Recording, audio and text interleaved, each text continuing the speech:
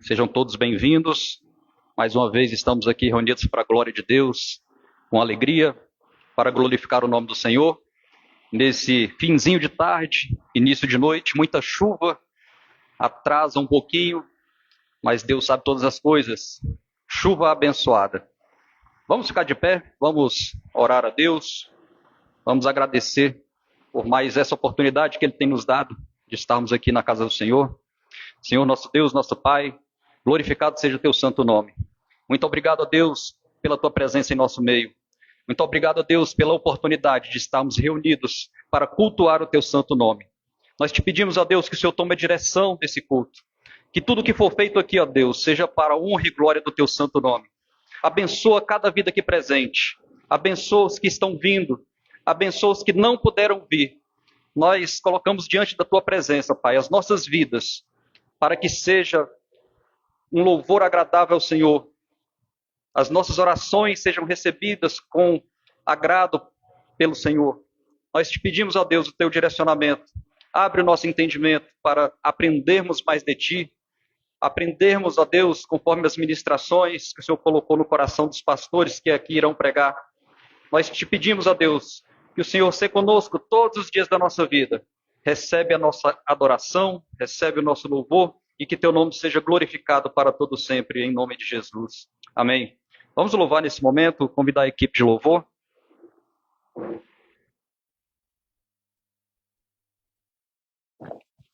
Saúde a igreja com a graça e a paz do Senhor, amém?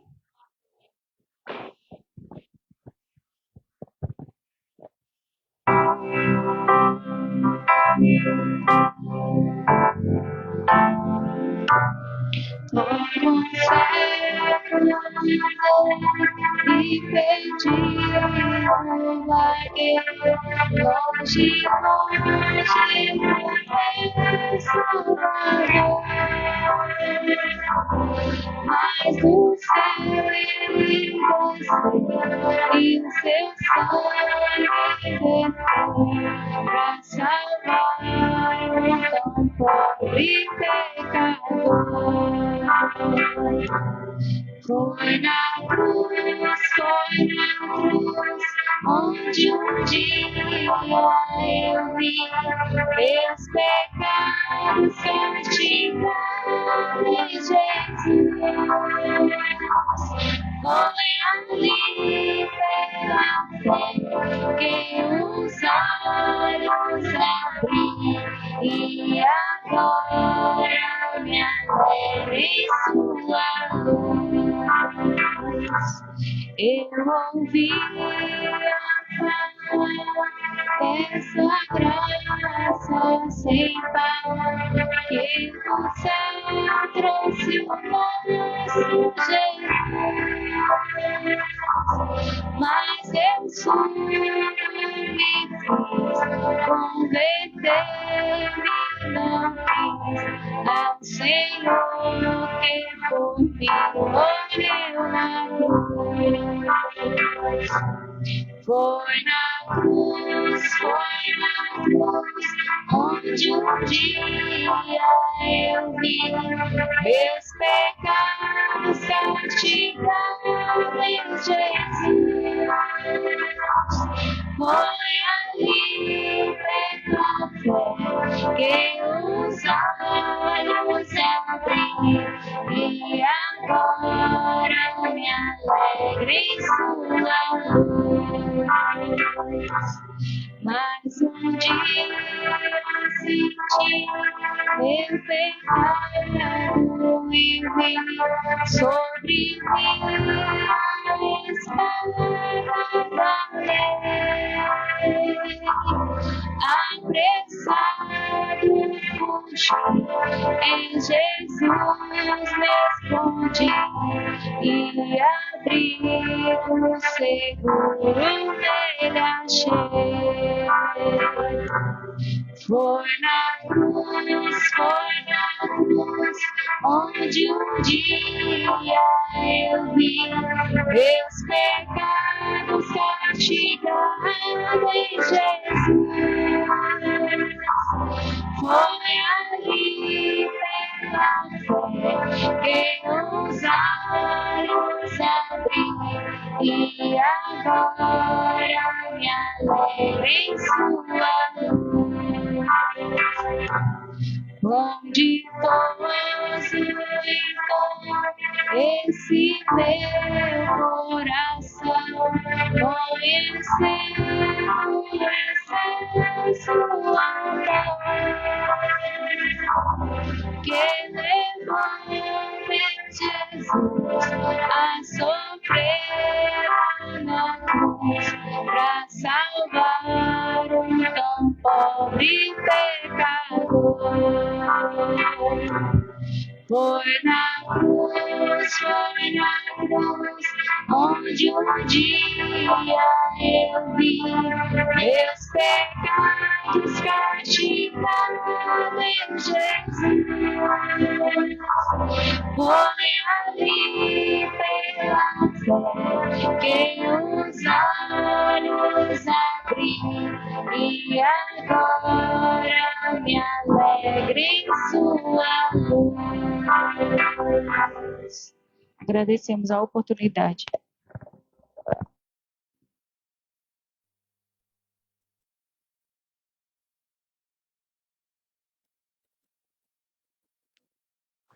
Amém. Glória a Deus. Hoje, domingo de ceia, domingo onde celebramos o sacrifício que Cristo fez por nós, entregando o seu corpo ali naquela cruz, derramando o seu sangue em remissão dos nossos pecados e assim podendo nos dar o acesso ao Pai. Nós somos gratos a Ele por isso. E hoje é dia de celebração aqui na nossa igreja, como todo domingo, segundo domingo de cada mês, nós celebramos a Santa Ceia para a honra e glória do Senhor. E hoje o pastor Júnior é o preletor dessa noite, logo mais ele vai estar trazendo, continuando, dando continuidade às exposições na carta do apóstolo Paulo aos Romanos. E hoje o tema que ele vai ministrar são vasos de honra e vasos de desonra. Para que a gente tenha uma melhor compreensão desse tema, é imprescindível nós observarmos e contemplarmos a soberania de Deus. Para isso, irmãos, eu gostaria de compartilhar um texto em que o salmista, no caso Davi, ele faz uma oração a Deus, exaltando os atributos desse Deus que expressam a sua soberania. O salmo é o Salmo 139. Se os irmãos quiserem, já podem abrir. E esse salmo, ele fala a respeito desses atributos incomunicáveis de Deus, que expressam a sua soberania de uma forma profunda.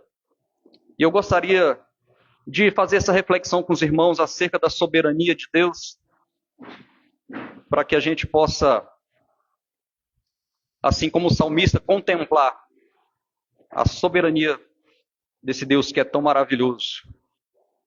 A palavra soberania tem origem no latim, onde os termos são supremitas e potestas, que significa poder supremo ou poder soberano. Só por aí já era uma base para nós podermos contemplar, aqueles que creem, poder contemplar a soberania de Deus. Poder supremo. O que é um poder supremo, um poder soberano? É quando não existe um outro poder superior a ele. Esse é o nosso Deus. Um Deus que é todo-poderoso, soberano, acima de todas as coisas. Mas eu ainda trouxe aqui um conceito do dicionário da língua portuguesa, no dicionário online, dicio.com, o conceito que ele dá sobre soberania: primazia, superioridade, expressão de excelência, autoridade, supremacia, domínio moral e intelectual, poder superior em relação aos demais. É interessante que no texto que nós vamos ler agora, todas essas questões inerentes à soberania, a gente pode achar nessa oração que Davi fez, no texto do Salmo 139. Todos esses quesitos que são relacionados à soberania, a gente vê de maneira prática como se aplicam a esse nosso Deus Todo-Poderoso. Irmãos, parece desnecessário falar da soberania de Deus para crentes, mas na verdade não é desnecessário. Basta a gente observar o tanto de doutrinas falsas, de ensinamentos deturpados que são pregadas por aí, onde afrontam de maneira verídica, de maneira visual, de maneira aberta a soberania de Deus. Como, por exemplo, a confissão positiva, que foi até comentado aqui no estudo da quinta-feira pelo pastor Rafael, onde as pessoas creem que se elas declararem de forma positiva, elas alcançam aquilo que elas estão declarando. Isso é fé na fé, não é na fé em Deus. A fé em Deus a gente pede para Deus, a gente suplica para Deus. Da mesma forma, a teologia da prosperidade também é uma afronta à soberania de Deus, porque eles reduzem a Deus como se fosse um banqueiro celestial, onde está ali para te abençoar financeiramente, da maneira que você queira. Outros ensinamentos, como por exemplo, a cobertura espiritual por homens, que se você está em determinado ministério, você vai ficar debaixo da cobertura espiritual daquele determinado líder, e que ele pode retirar aquela cobertura a hora que ele bem quer, e nós sabemos que temos um sumo sacerdote acima de todas as coisas, somos cobertos pelo sangue de Jesus. Então existem muitos ensinamentos que afrontam a soberania de Deus. De pessoas que dizem que creem na soberania de Deus, mas ao mesmo tempo comungam desses ensinamentos que são uma afronta à própria soberania do Senhor. É uma contradição. E esse salmo, ele deixa muito claro, e é interessante que ele mostra também qual é a postura do salmista diante da soberania de Deus. Eu creio que é a grande lição desse salmo. Peço para os irmãos, nós não vamos ler todo esse salmo, nós vamos ler somente alguns versículos, e à medida que a gente for lendo aqui, a gente vai comentando para a gente ganhar tempo. Não quero me demorar muito. Nós vamos fazer a leitura a partir do verso 1 mesmo. Salmo 139 diz assim a palavra do Senhor: Senhor, tu tens me procurado e me conheceu. Tu conheces o meu assentar e o meu levantar. Entendes o meu pensamento de longe. Verso 4. Pois não há uma palavra em minha língua, mas eis que o Senhor, tu sabes de tudo. Não é sabido ao certo as condições exatas em que foram escritos esse salmo. Mas, como diz a própria nota de rodapé aqui da Bíblia King James 1611, ela é uma celebração dos atributos de Deus. Alguns estudiosos conjecturam que esse salmo foi escrito quando Davi foi acusado pelas nações inimigas de mau procedimento, tanto contra as nações inimigas, tanto contra o próprio povo de Israel. E Davi escreve esse salmo em sua defesa e colocando diante de Deus, para que Deus o sondasse se algum procedimento errado ele estava cometendo. Mas isso é apenas uma das opções, diante de todo o contexto em que viveu Davi, nas suas guerras, nas suas batalhas, nas suas lutas. Mas o fato é que esse salmo é uma celebração dos atributos de Deus. Então, já no início desse salmo, e ele é dividido em 4 trechos, sendo que o primeiro trecho fala da onisciência de Deus, o segundo trecho fala da onipresença de Deus, e o terceiro trecho fala a respeito da onipotência de Deus. E o último texto, onde nós vamos finalizar, fala do que isso produziu no coração de Davi, ao contemplar esses 3 atributos de Deus e reconhecer a sua soberania. Então, esse primeiro trecho, que vai do verso 1 ao verso 6, nós fizemos a leitura aqui do verso 1 e 2 e 4, fala a respeito da onisciência de Deus. O Deus que sabe todas as coisas e o Deus que conhece a cada um de nós de forma profunda. Em algumas versões diz assim: Senhor, tu me sondas e me conheces. Sondar aqui é no sentido de examinar profundamente cada um de nós. Deus examina profundamente. Uma boa ilustração para isso é quando nós compramos um terreno e quando a gente vai construir naquele terreno, a gente contrata uma empresa para fazer a sondagem do terreno. O que eles fazem? Eles colocam uma ferramenta para perfurar aquele solo e aquela ferramenta ela vai adentrando as camadas da terra e vai verificando a qualidade daquele solo.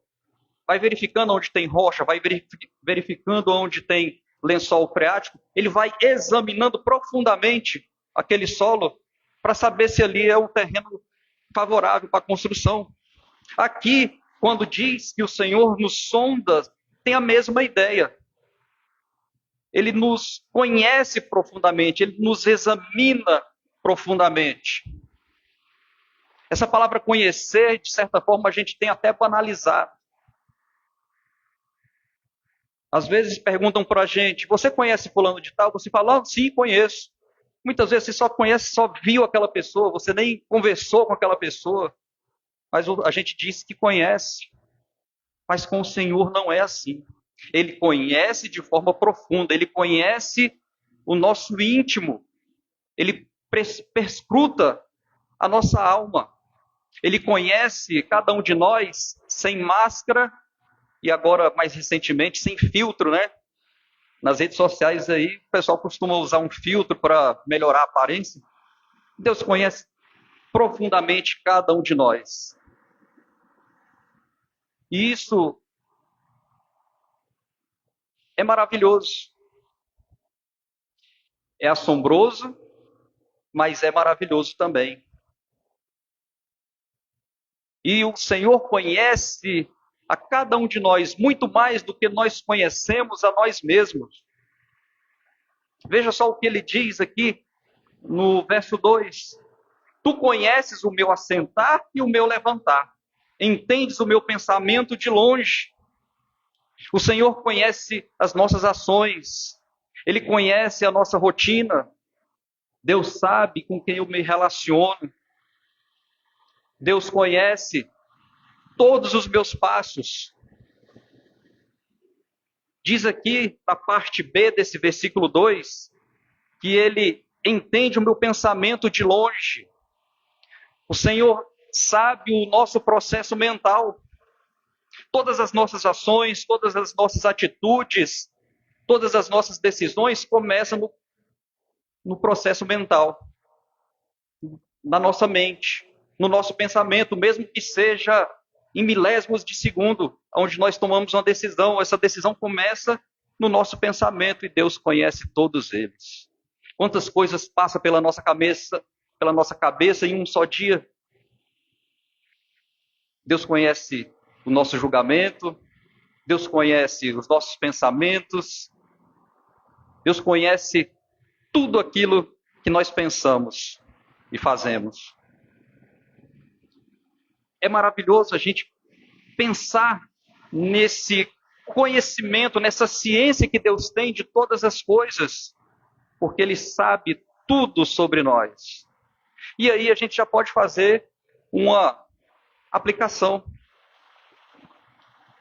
Nós precisamos cuidar da nossa mente. Deus conhece os nossos pensamentos. E tudo que fazemos é a partir do processo mental. Nós precisamos cuidar da nossa mente. A palavra de Deus diz que nós temos que renovar a nossa mente através do conhecimento do Senhor, através do conhecimento da palavra. Agora, como é que eu quero mudar o meu pensamento? Como é que eu quero cuidar da minha mente se eu não conhecer a palavra? Se eu não estudar a palavra? Se eu não abrir a palavra? Se eu não tiver desejo de estudar a palavra? A nossa mente, ela não vai agir conforme uma coisa que nós não conhecemos. Por isso a importância de nós estudarmos a palavra de Deus.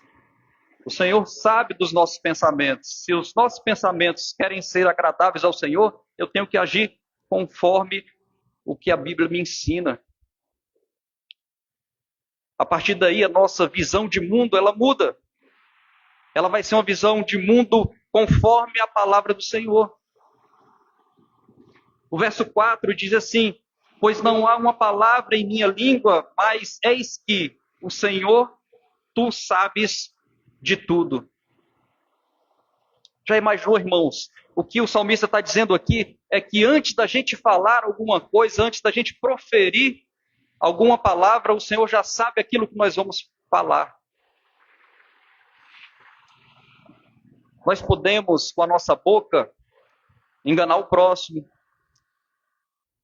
enganar o irmão,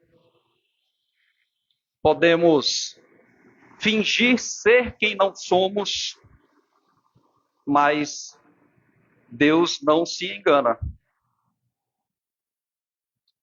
É preciso, como diz Tiago, lá no capítulo 3, refrear a nossa língua. E veja como as coisas são conectadas. Uma vez que a minha mente está sendo trabalhada e transformada conforme a palavra de Deus, aquilo que eu falar também vai ser conforme o que está na minha mente, o que está no meu coração, o que está no meu entendimento. Mas é dever de cada um de nós refrear a língua e buscar o entendimento da palavra do Senhor.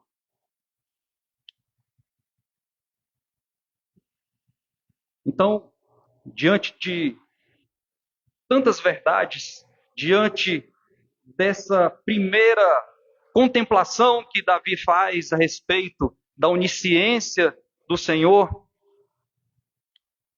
lá no verso 6 ele diz assim: tal conhecimento é maravilhoso demais para mim, é tão alto que eu não posso alcançar. Porque Davi entende que nós somos limitados diante da grandiosidade do Senhor. Nós somos limitados. E o homem afastado de Deus, muitas vezes, ele quer que Deus preste contas para ele. Mas aqui o salmista, diante da primeira contemplação que ele faz da onisciência de Deus, ele entende que aquilo é alto demais para ele alcançar. Que Deus é um Deus grandioso que não pode ser sondado.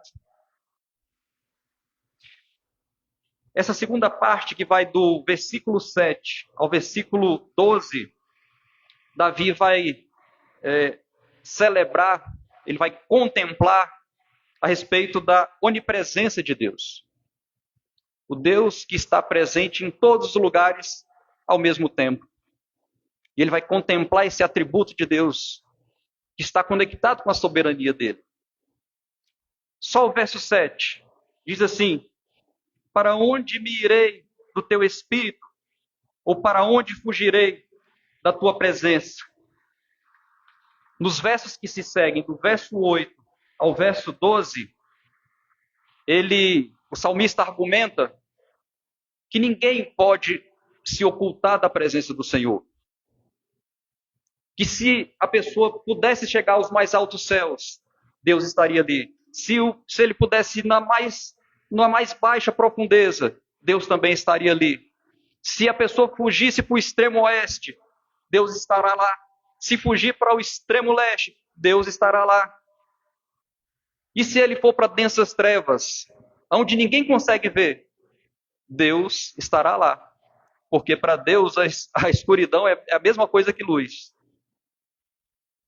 E ele refletindo sobre isso, e pensando também, eu peço aí até que os... Não, eu só abro aqui para a gente adiantar, o que o próprio Senhor fala em Jeremias 23, versículo 23 e 24, o próprio Senhor diz: sou um Deus só de perto e não de longe, diz o Senhor.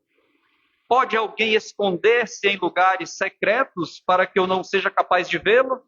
Diz o Senhor. Não preencho eu o céu e a terra? Diz o Senhor. O Senhor está em todos os lugares, o Senhor vê todas as coisas. O Senhor está presente. Aqui fala da imanência de Deus e da transcendência de Deus. Deus não pode ser contido por limites físicos, por limites temporais. Mas ao mesmo tempo ele está presente. Ao mesmo tempo ele está dentro de nós pelo Espírito Santo, daqueles que creem, daqueles que são chamados, daqueles que são eleitos, daqueles que são escolhidos. E isso traz uma reflexão para nós. E a reflexão é simples. Eu devo andar em correção de atitude em todo o tempo. Não adianta eu tentar fazer as coisas ocultas, escondidas. Já repararam que quando as pessoas vão fazer as coisas erradas, sempre faz no escondido? Corre para o quarto, se tranca. Corre para o banheiro, se tranca. Vai para o escuro. Omite as coisas do marido, ou da esposa, ou do pai, ou da mãe. Mas de Deus, nada está oculto. Por isso, nós devemos andar em correção de atitude, porque Deus, na sua soberania, Ele é onipresente, Ele está em todos os lugares.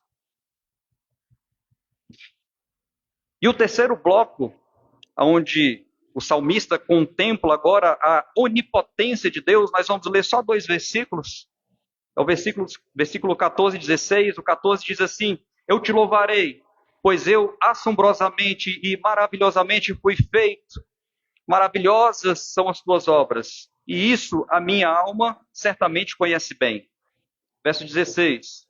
Os teus olhos viram a minha matéria ainda imperfeita, e no teu livro todos os meus membros foram escritos, os quais eram continuamente formados, quando nem ainda havia nenhum deles. Aqui Davi contempla o poder de Deus, o poder criacional de Deus, mais especificamente falando. O Deus que, ainda antes da gente nascer, Ele já via a nossa substância.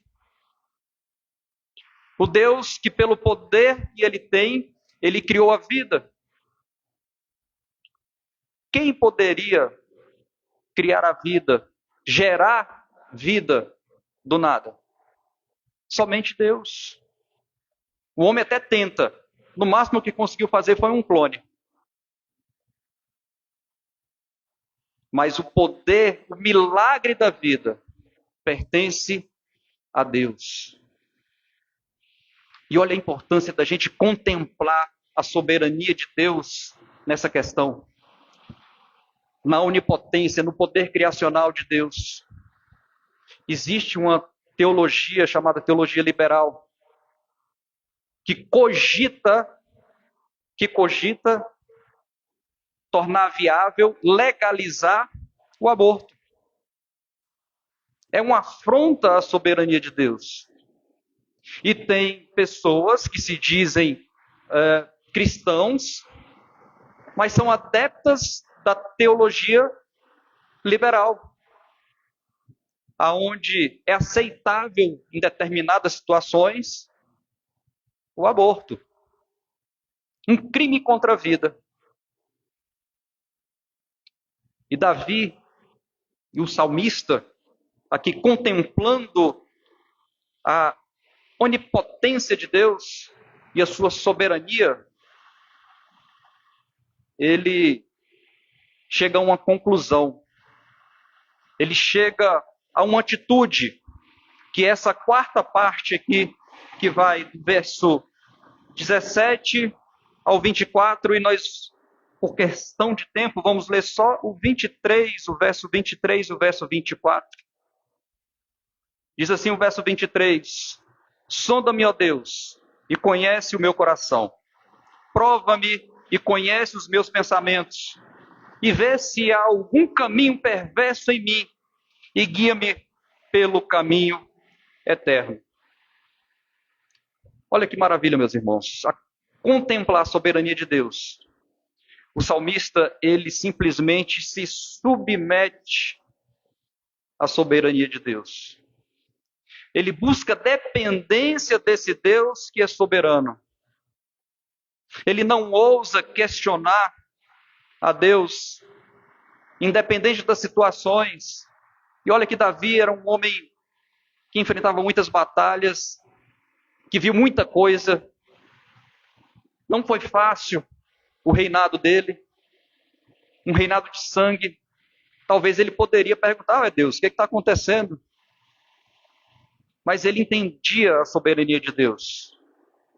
E ele abre com sinceridade o seu entendimento, o seu coração, e diz: Senhor, sonda-me e me examina, e vê se há algo em mim, algo errado, e me corrige. Eu não quero andar nos caminhos dos perversos, longe de mim agir igual esses homens sanguinários. Tem misericórdia de mim. O Senhor é soberano, o Senhor é onisciente, onipresente, onipotente, e eu quero andar debaixo da tua mão poderosa. Ensina-me o caminho em que devo andar. E aqui traz outra lição para nossas vidas. Diante da soberania de Deus e do seu poder, nós devemos descansar no Senhor, aprender a confiar mais em Deus. Cada um de nós tem a sua dificuldade, tem a sua luta.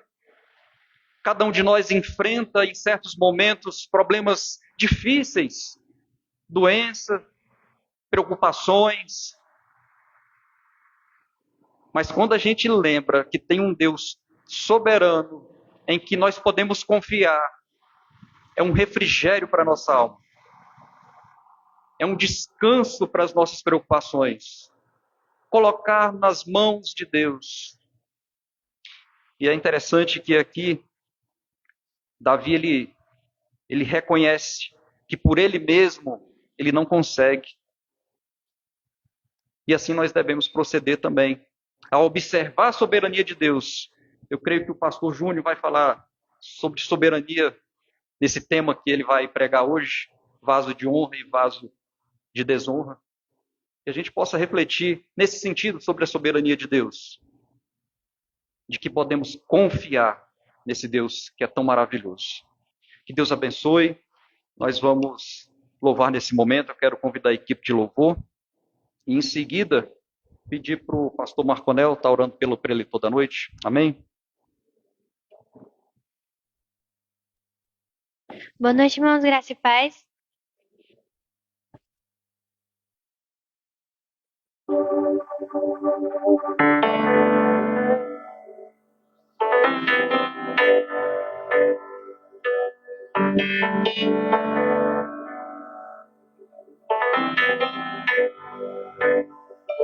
Te amo, Deus, tua graça nunca falha. Todos os dias eu estou em tuas mãos. Desde quando me levanto até me deitar, eu cantarei da bondade de Deus.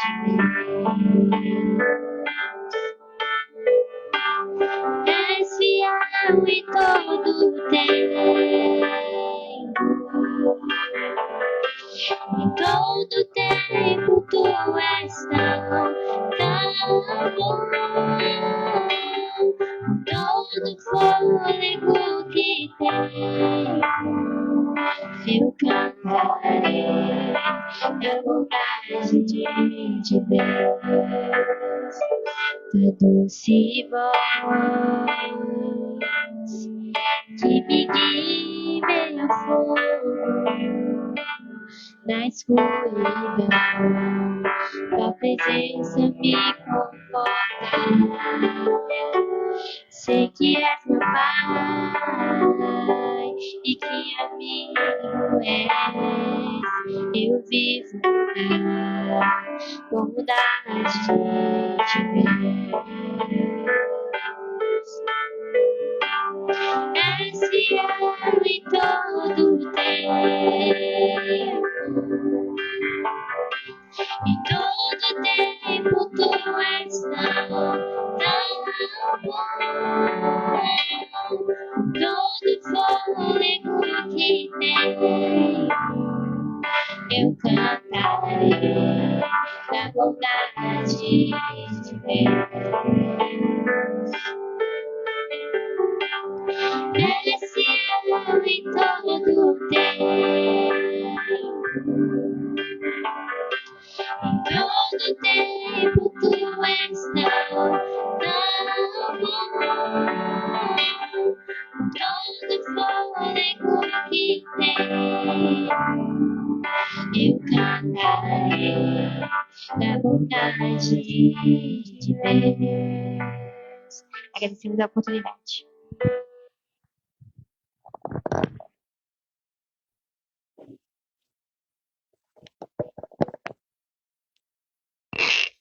Amém. Vamos ficar de pé, vamos orar pelo eleitor dessa noite.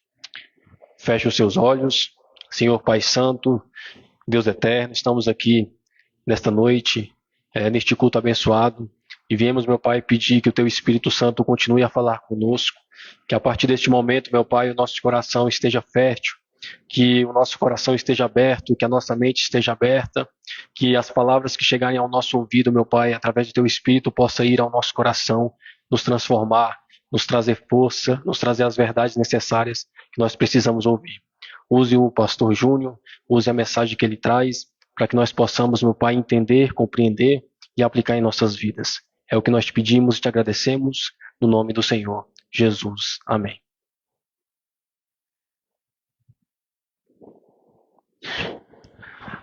Boa noite, irmãos, graças e paz.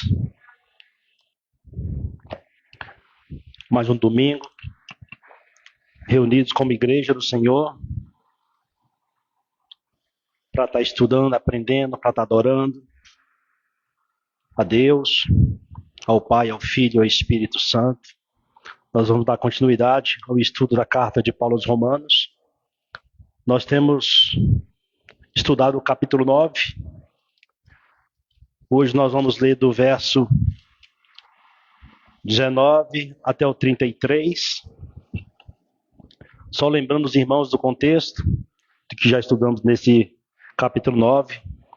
No começo do capítulo, Paulo tem externado a sua tristeza e angústia para aqueles irmãos, aqueles parentes, seus contemporâneos, que não entenderam que o Messias era o próprio Cristo, Jesus era o próprio Cristo, era o Messias. E pelo fato de eles não terem aceitado essa verdade, Paulo sentia uma profunda tristeza, porque eles viam as pessoas perdendo a salvação. Ele até se propõe, lógico, nós sabemos que isso é impossível, a trocar a sua salvação pela salvação deles. E com isso, irmãos, nós também podemos refletir dessa forma como Paulo. Quantas vezes Deus tem nos revelado a verdade da Bíblia, coisas que outrora nós não conhecíamos, e hoje, entendendo a soberania de Deus, nós nos entristecemos por pessoas e situações do nosso meio que ainda não compreenderam essa verdade, que a salvação não depende de nenhum de nós, que a salvação não depende de nada que nós possamos fazer. Isso é um ato inteiramente de Deus. A Bíblia vai dizer que Ele nos escolheu antes que o mundo fosse formado, que nós fomos escolhidos, fomos formados no ventre da nossa mãe, mas Ele já sabia quem éramos. Nossos dias já estavam todos contados. E também diz que todas as coisas que nós fazemos de bom, Ele preparou essa obra para que nós fizéssemos. Então nós temos entendido, irmão, que nada, não há nada que nós façamos que atraia a Deus. Nós somos escolhidos por Ele. E lá no verso 15, ele disse que teria misericórdia de quem Ele quisesse. Ele escolheria quem Ele quisesse. No decorrer do capítulo 6, 7, versículos 6, 7, 8, 9 até o 18, ele traz o exemplo dos filhos de Abraão. Uns que nasceram da promessa, outros nasceram da vontade da carne, que é Sara e Agar. Mesmo sendo filho de Abraão, ele mostra ali que um ele escolheu, o outro não. É um ato exclusivo de Deus. Mas aí pode se questionar, porque não era filha da mulher legítima de Abraão, de Sara. Então ele traz o exemplo de Rebeca, Isaac, que tiveram os filhos do mesmo pai e da mesma mãe também, mas Deus só escolheu um. Não escolheu Jacó e não Esaú. Então esse ato é de Deus, nós não temos como explicar nem entender o porquê. Esta é a soberania de Deus, para que toda a terra se prostre diante da sua vontade. É interessante, irmãos, que tanto os vasos que Deus escolheu para a glória dele, para a honra dele, vasos escolhidos para ser seus filhos, e os que não foram escolhidos, tudo isso é para a glória dele.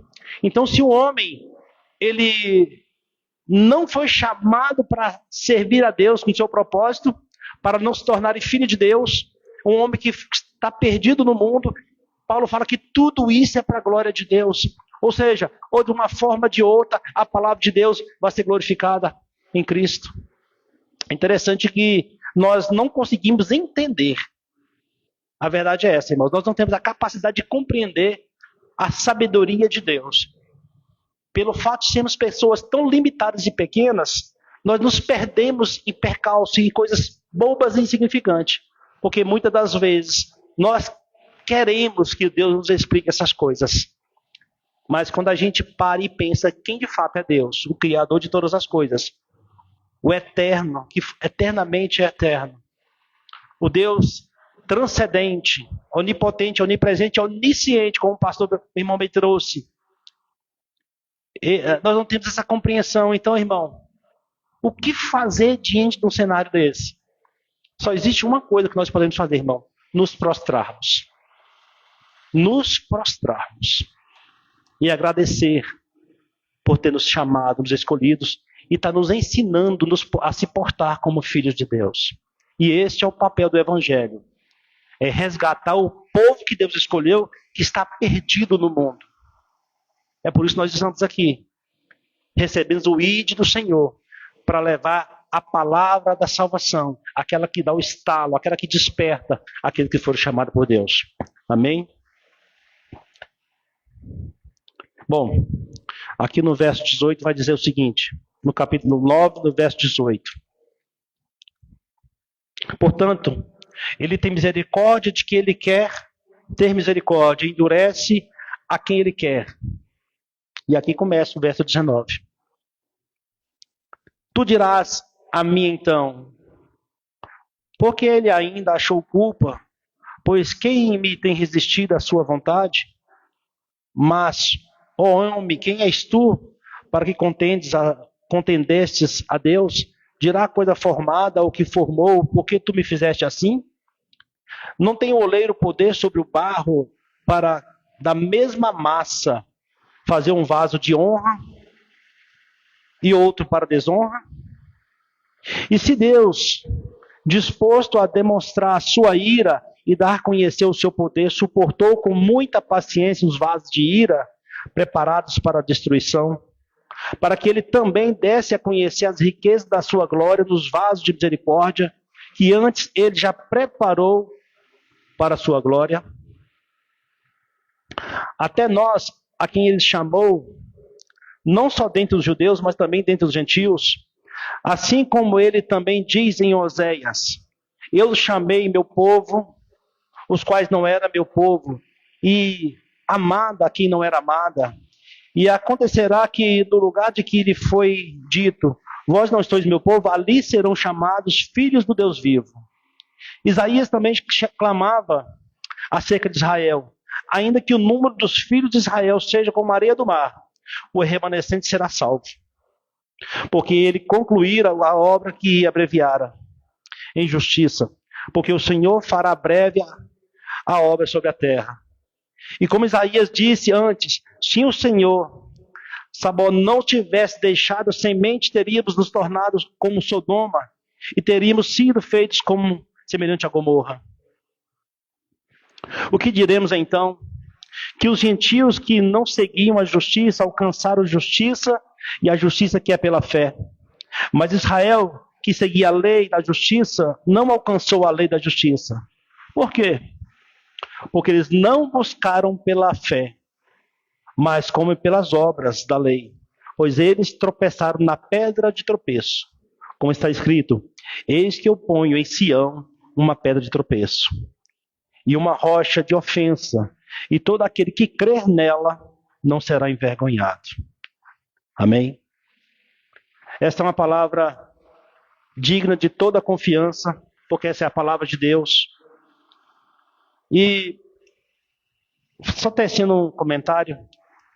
Essa semana eu estava vendo um debate de um pastor muito conhecido, e achei interessante, é o pastor Paulo Seabra.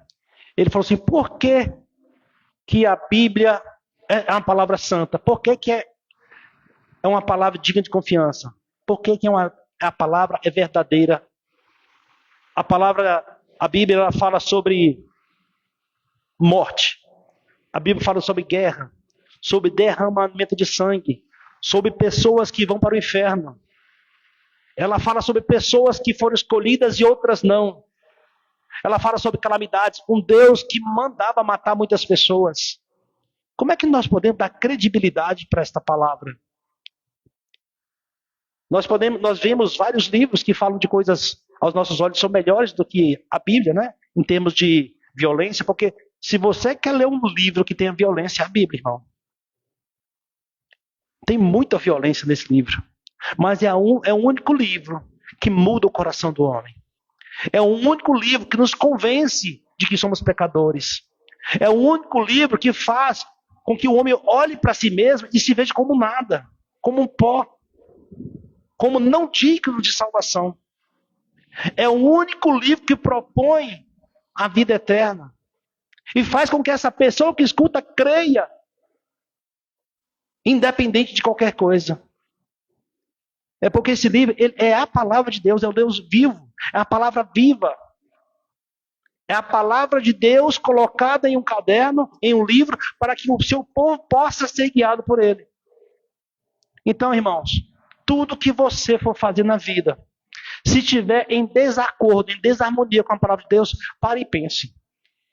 Porque muitas das vezes nós oramos, nós vamos para o nosso quarto, nós pedimos um conselho de Deus e ficamos esperando Ele dar uma resposta. A resposta já está dada, irmão. Já está escrita. A Bíblia é o nosso manual, é o nosso conselheiro. É Cristo falando ativamente todos os dias, independente da época que você esteja. Assim como ela falou com os apóstolos, com os profetas, com os discípulos antes da nossa geração, tem falado hoje. Tem nos convencido do pecado, da justiça e do juízo, através do Espírito Santo que passou a habitar dentro de cada um que Ele escolheu. Então nós devemos sim dar crédito a essa palavra. Independente de quem esteja lendo a palavra. Desde que esteja dentro do contexto. Dentro do propósito para o qual ela foi enviada. Esta é a palavra de Deus digna de toda aceitação, irmão. Portanto, nós devemos ouvir e viver em conformidade com ela. E essa é a proposta dessa noite. Como tema da mensagem. Deus soberano. Ele fez vasos, uns para a glória dele, uns vasos de honra e uns vasos de desonra. Nós, homens, fomos feitos da massa da terra, nós fomos feitos de barro. Toda a humanidade foi feita de barro, descendente de Abraão. Independente da nação que nasceu, independente da família que nasceu. Somos todos filhos de Adão. E com isso, nós herdamos a sua genética, nós herdamos tudo que ele conquistou. Em suma, em resumo, o pecado original. Portanto, todo homem já nasce em pecado. Então, se Deus fez um homem e uma mulher para viver no paraíso eternamente feliz, e esse homem, ele entrou em desacordo com a vontade de Deus, desobedecendo a ordem direta do Criador. Ele passou a viver em pecado. Ele passou a dar ouvido à criatura, ao invés do Criador. Ele passou a dar mais vazão à sua vontade do que à vontade de Deus. E Deus é um Deus tão santo, tão puro, que Ele não permite que o pecado esteja perto dele. E para que esse homem e essa mulher fossem poupados, Ele expulsou da sua presença. Porque ninguém resiste estar diante de Deus. Porque seria fulminado. Porque a glória de Deus acabaria com tudo. Então o Senhor, para preservar aquela criatura, o homem e a mulher, Ele expulsa do paraíso. O que isso tem a ver com vaso de honra e desonra? Muitas das vezes, irmãos, nós somos escolhidos sim, mas nós agimos como vaso de desonra, por não compreender as Escrituras, e consequentemente passamos a tomar posse, até mesmo sem querer, da lei da semeadura, que nós já falamos no culto passado, de Romanos. A lei da semeadura é algo que ninguém é obrigado a fazer, mas a Bíblia diz lá em Gálatas 6, que tudo que o homem plantar, não tem jeito, irmão, ele vai colher. Não tem jeito. Seja na ignorância ou não. Então hoje, quando nós olhamos para o nosso passado,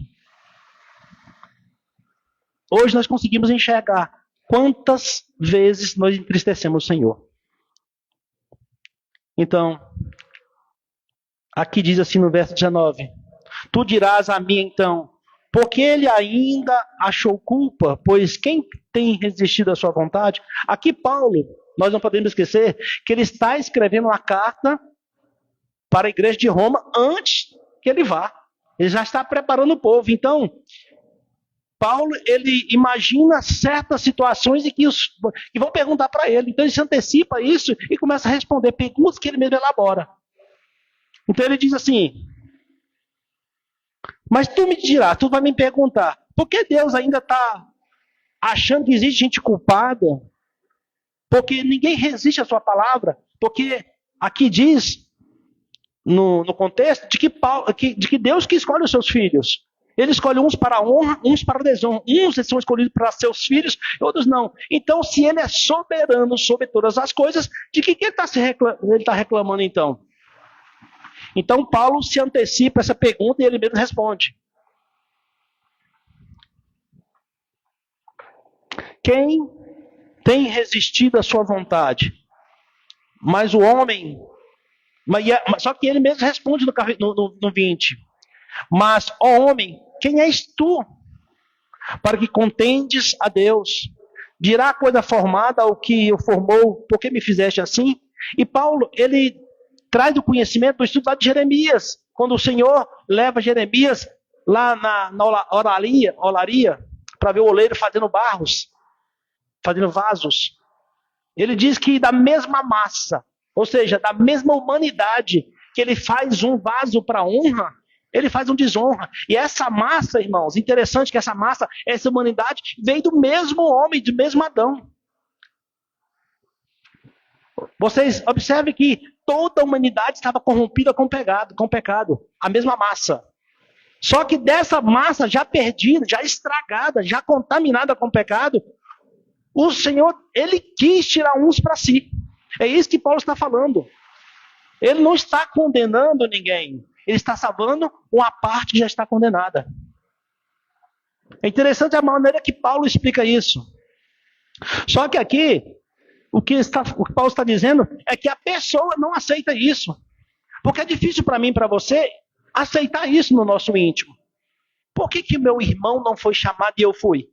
Por que fulano foi chamado e não fui? Por exemplo, Paulo, ele castigou a igreja do Senhor. Paulo, ele perseguiu a igreja do Senhor. Não nos é dito na Bíblia se ele matou cristão ou não, mas digamos que sim. Mas por que o Senhor escolheu este homem? É isso que Paulo está dizendo. Não cabe a mim e a você tentar entender isso. Não cabe a mim e a você tentar compreender isso. Está muito além da nossa capacidade. A massa, o vaso que foi feito, ele não pode chegar ao Senhor e falar assim: você me fez dessa forma, eu não quero ser assim. Hoje muitas pessoas no mundo não compreendem porque nascem pessoas deficientes, pessoas doentes.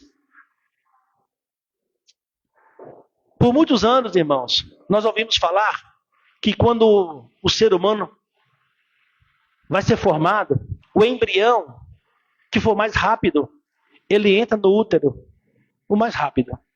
Eu até comentei com o pastor Rafael esses dias. Mas há um estudo que diz que isso não é verdade. Há um estudo que diz que não é o embrião mais rápido que chega lá. Porque nós sabemos que em volta do óvulo da mulher, vários embriões chegam junto.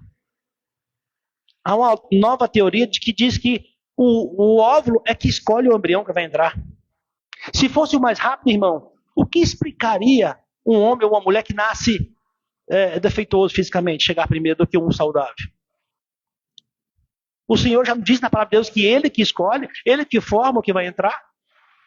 Antes que você se formasse, você ainda era substância informe. Eu te gerei, eu te escolhi. Então, irmão, não questione o que você está vivendo hoje. Não questione quem você é. Você é uma pessoa que Deus escolheu, da maneira que você está. Nós não compreendemos o poder de Deus. Nós não compreendemos a sabedoria de Deus.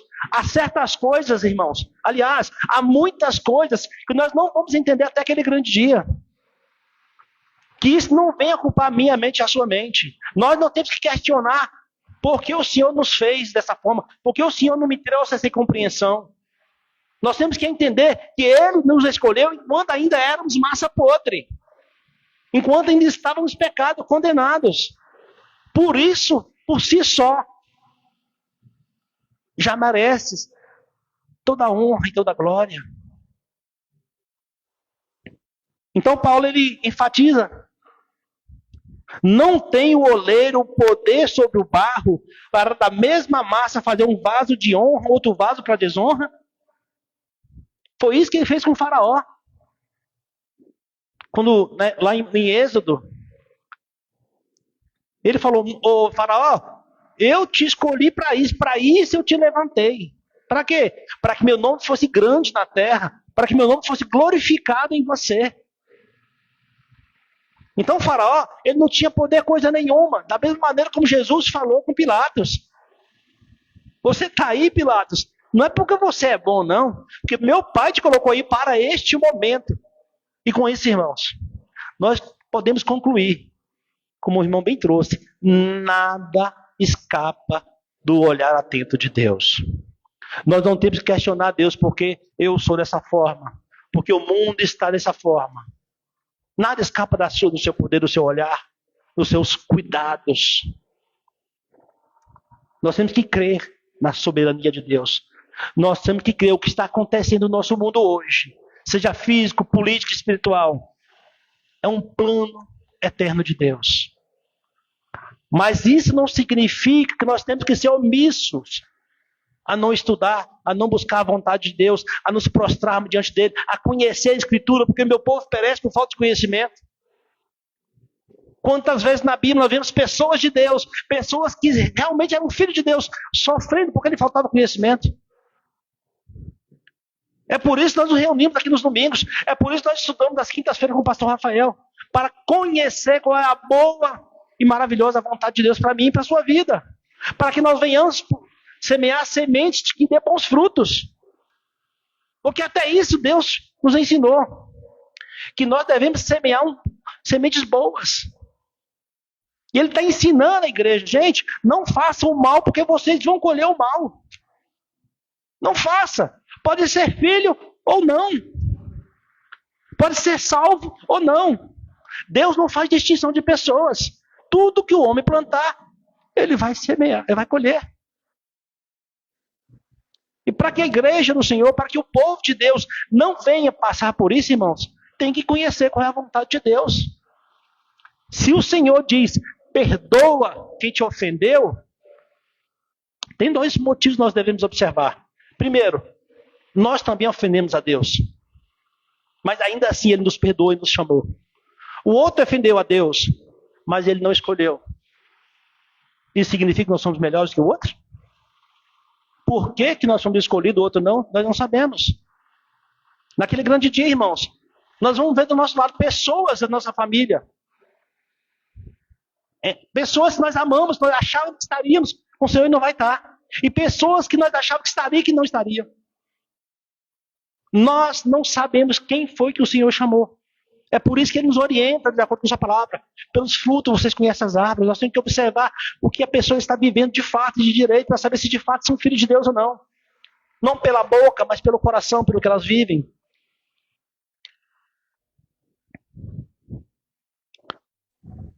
Não tem oleiro poder sobre a massa, sobre o barro, para da mesma massa fazer um vaso para a honra e outro para a desonra? E se Deus, disposto a demonstrar sua ira e dar a conhecer o seu poder, suportou com muita paciência os vasos de ira preparados para a destruição? E Deus tem sido longânimo com todos nós. E muitas das vezes nós vimos pessoas que de fato são ruins, são diabólicas. No entanto, entre aspas, aqui no mundo são felizes, são bem-sucedidas. Mas também tem cristãos dessa forma. E do contrário também. Cristãos verdadeiros, tementes a Deus, de retos, que passam sofrimento, que estão doentes, que estão enfermos. A paciência de Deus, irmão, ela supera a nossa capacidade de compreensão. Deus tem sido longânimo, Ele não tem se irado com o povo, com as pessoas. Por quê? Porque ainda não é momento. Porque para Deus, tudo tem seu momento. Deus tem suportado a humanidade do jeito que ela está hoje. A geração de Paulo, Deus tem suportado. Os fariseus, fazendo tudo que fez com Jesus, para que cada um plante a semente que receberá. Deus tem esperado o momento certo.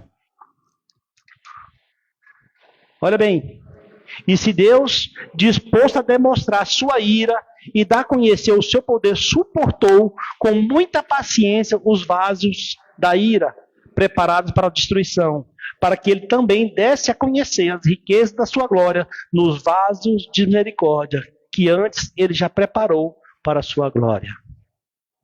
Naquele grande dia, irmãos, a semente que você tem plantado no reino, você vai colher o fruto. Naquele grande dia, o ímpio que tem plantado a sua semente contra o povo de Deus vai colher o fruto. De fato, nós já colhemos uma parte dele aqui nesse mundo. Mas o acerto de conta, onde nós estaremos sentados diante do juiz da terra, ali sim, ele vai separar os seus dos que não são seus. Ali é o dia em que, como a Bíblia diz, haverá choro e ranger de dentes.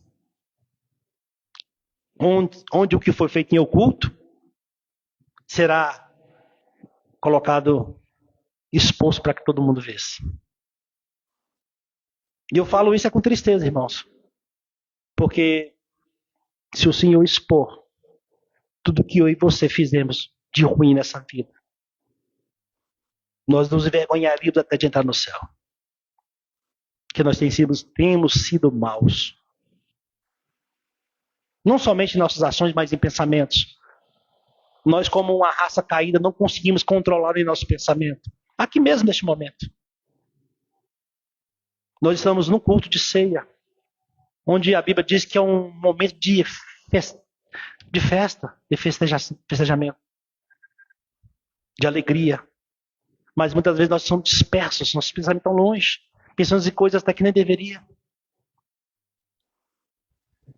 Se ele não tivesse pagado o preço lá na cruz, irmãos, o que seria do mundo? Mas mesmo ele nos chamando como vaso de honra, nós temos que entender que Ele nos tirou da mesma massa. Aquela massa perdida, condenada, cheia de pecado. Não tinha uma parte boa na massa, não. Era a mesma massa. Ele tirou uns para honra e outros para desonra. Sabendo que tanto os vasos de honra como os vasos de desonra é tudo para a glória dele. Assim como o evangelho, ele nunca volta vazio. Ele salva quem tem que salvar e condena quem tem que ser condenado. Não há saída para a humanidade, a não ser se prostrar diante do Deus vivo. Não há saída para a igreja do Senhor, a não ser se prostrar em obediência à sua vontade, à sua ordenança. Foi para isso que Jesus veio, irmão.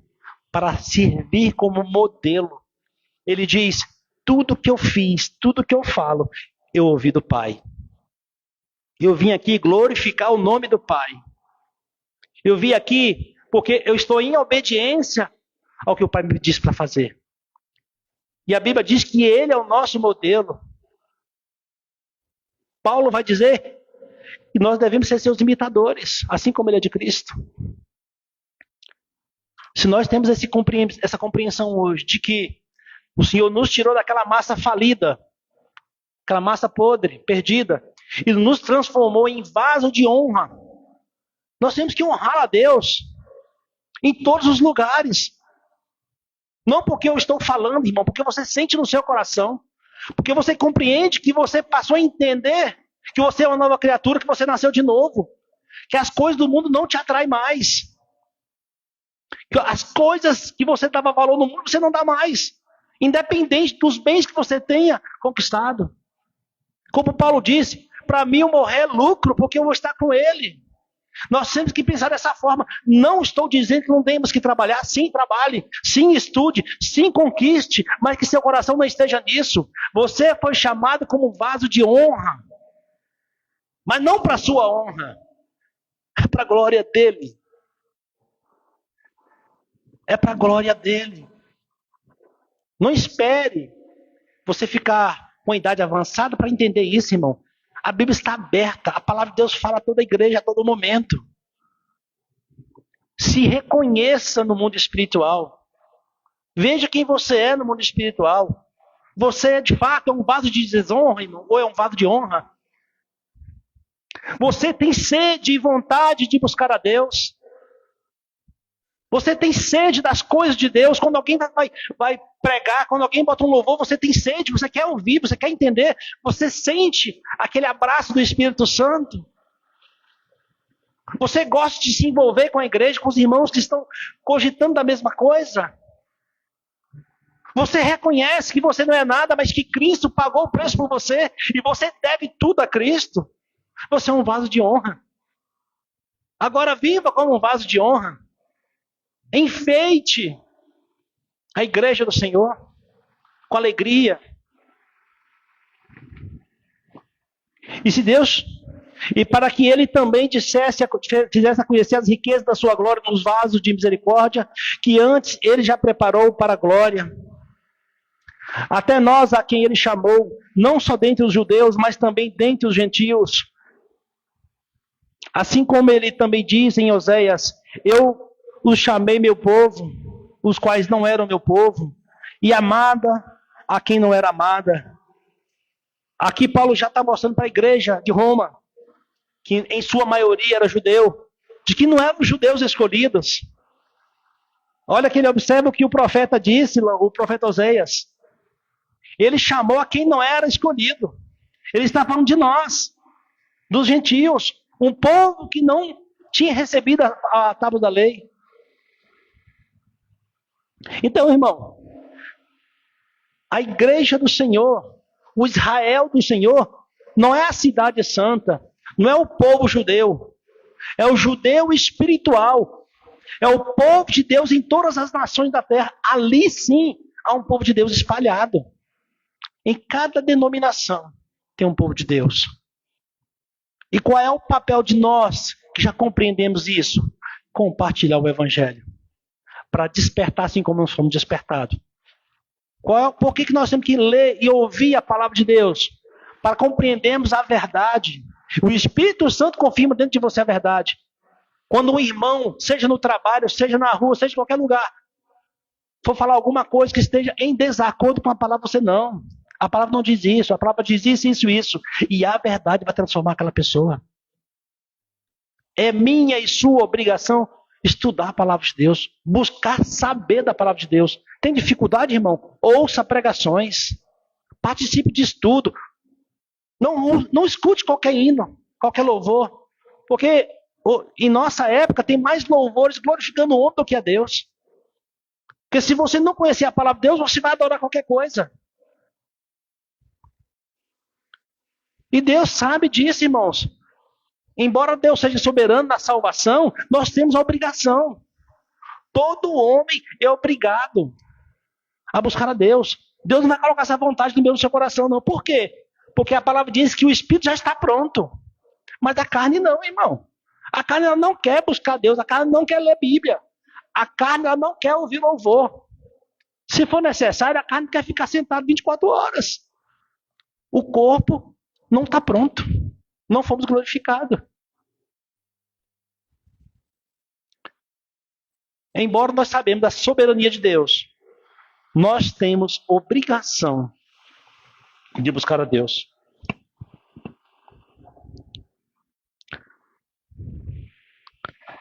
Até a nós, a quem ele chamou, não só dentre os judeus, mas também dentre os gentios.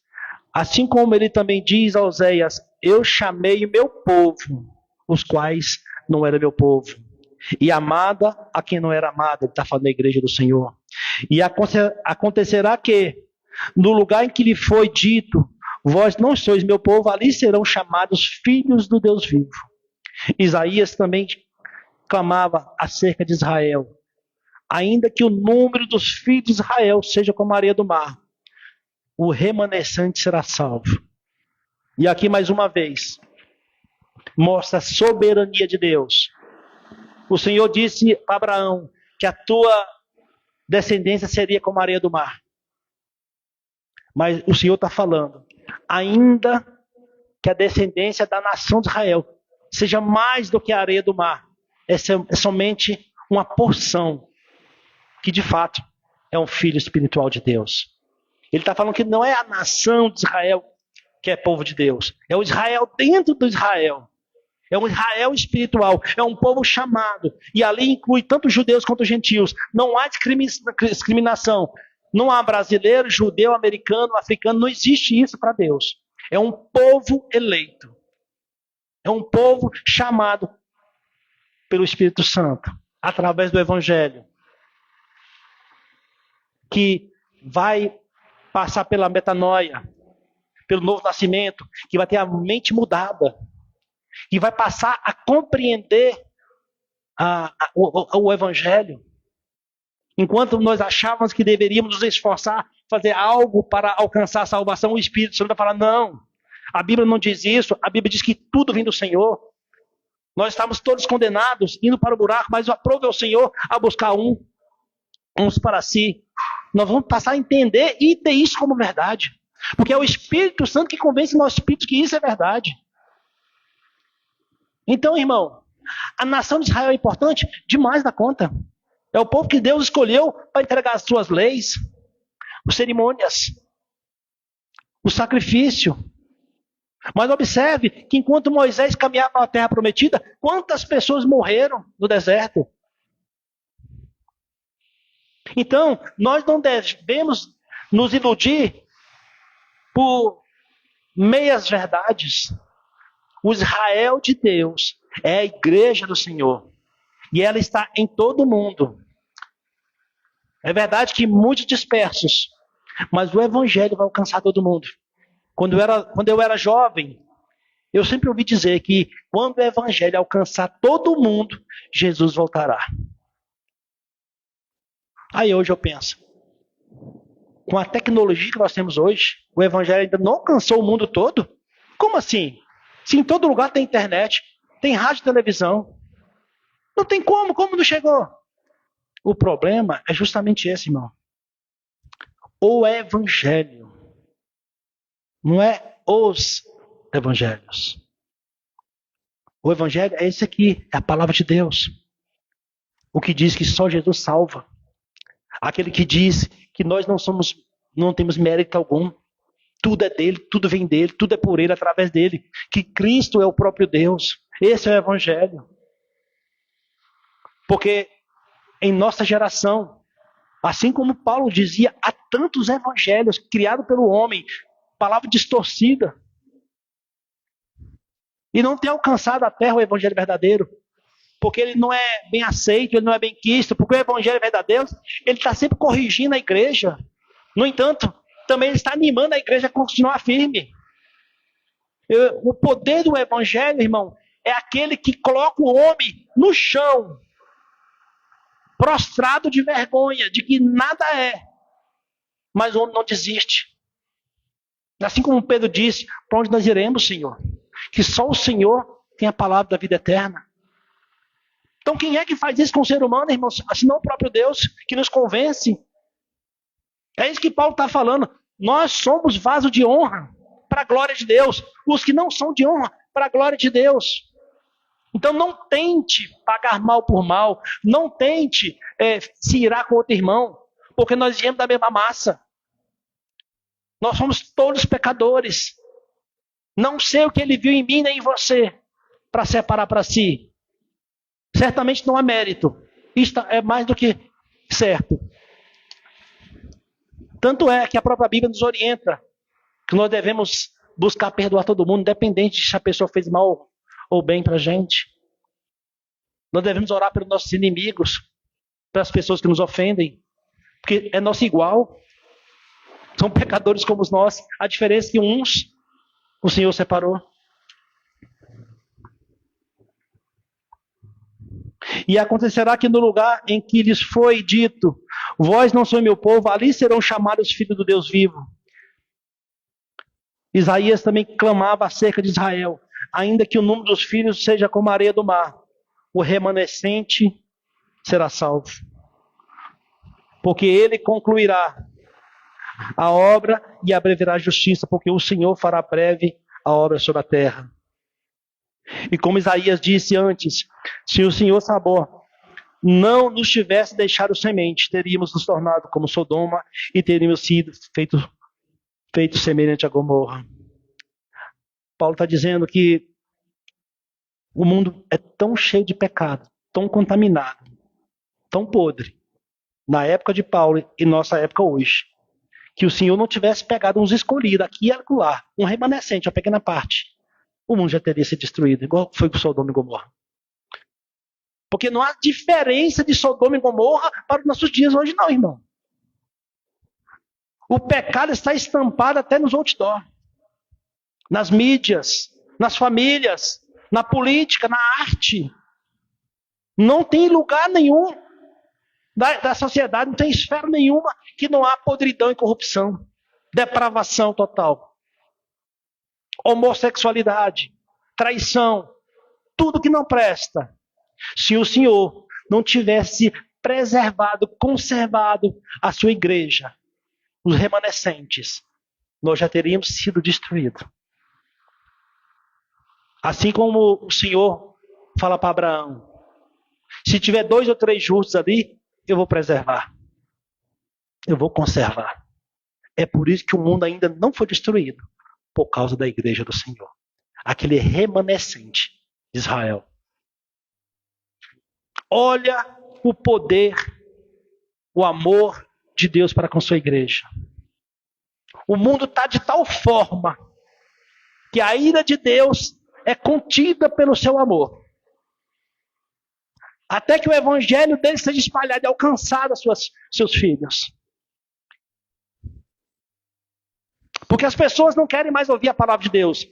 Elas querem ouvir um evangelho que enalteça o homem. Que lhe dê fortuna, que lhe dê saúde, que lhe dê bens. Nós já temos falado sobre isso aqui, sobre igrejas gigantescas. Mas que não ouve-se o evangelho de Deus. Na verdade não são igrejas, são empresas gigantescas. Por isso que o evangelho não está alcançando todo mundo ainda. E é necessário, irmãos, que nós compreendamos isso. Que nós vivamos isso, para que o vizinho veja que de fato ali mora uma família cristã.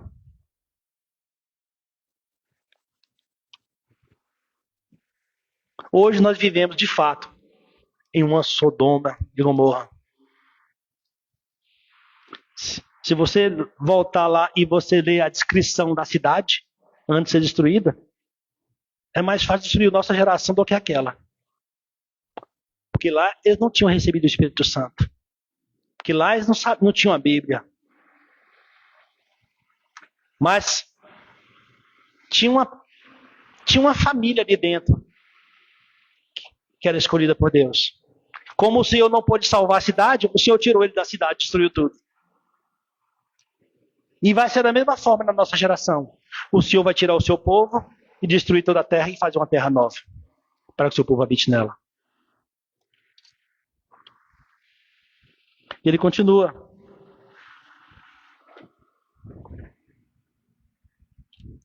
O que diremos então? Que os gentios que não seguiam a justiça alcançaram justiça, a justiça que é pela fé, mas Israel que seguia a lei da justiça não alcançou a lei da justiça. Por quê?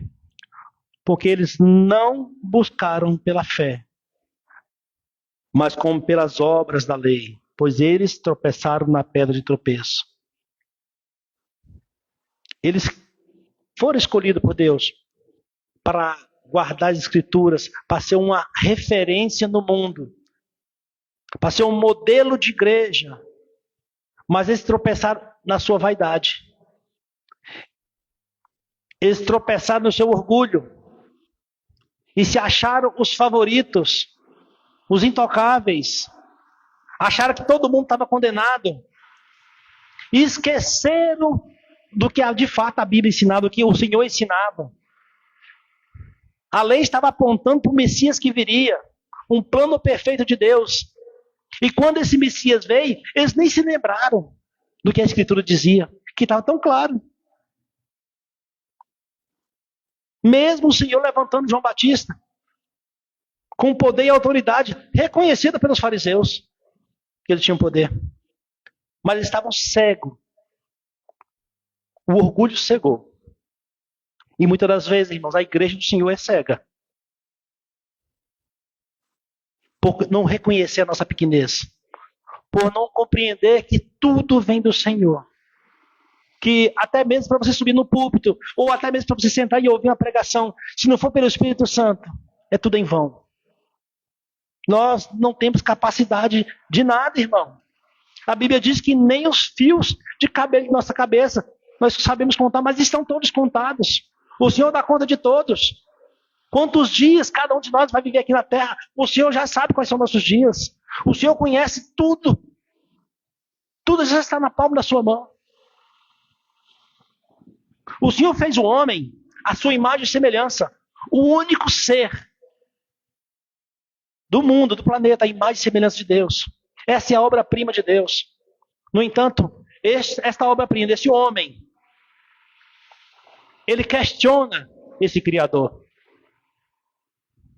Ele quer saber mais desse Criador. Ele não se prostra diante desse Criador. Aí o Criador vem e passa a habitar nesse homem, para que ele possa compreendê-lo. Tão incapaz que nós somos, irmão. É por isso que hoje nós compreendemos o Evangelho.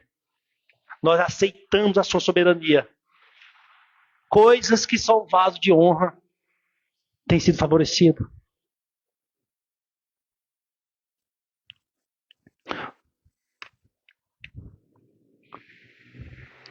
Esse gentio, esse povo que não fazia parte do Israel étnico, da nação de Israel, é o resto de toda a humanidade. Todos nós, que hoje é conhecido como Igreja do Senhor. A Bíblia diz que ele não fez por merecer. Ele não guardou os mandamentos. Ele não fazia sacrifício. Ele vivia cultuando os deuses. Ele vivia na depravação total. Mas ainda assim, não é que o Senhor teve um plano B. Tudo isso fazia parte do plano de Deus que foi revelado quando Jesus veio.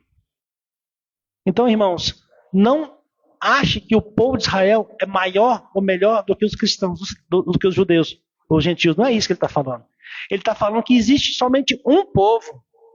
Uns que receberam a aliança, as leis, e outros que receberam o próprio Cristo. E pelo fato de terem crido nesse Cristo, que de fato ele era o Messias, o Filho de Deus, que veio para restituir, porque o Espírito Santo assim os convenceu.